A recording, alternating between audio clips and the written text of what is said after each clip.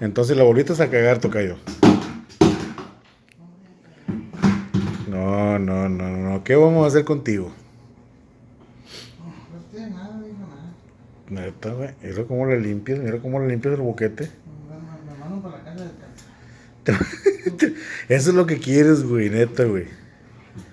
Eso es lo que quieres. Es lo que te quiere. Un tiburón.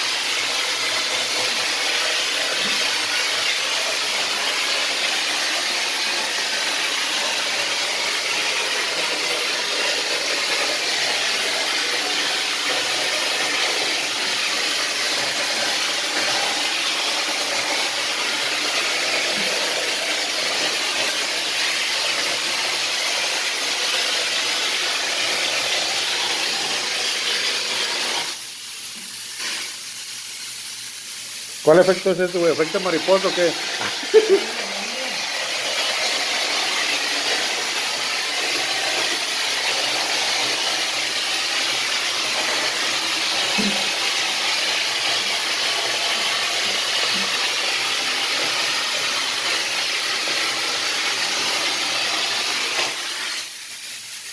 Neta, tocayo, que eres un buen maestro, sabes hacer lo que sabes hacer.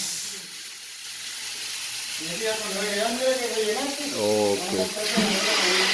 ok, ok, ok.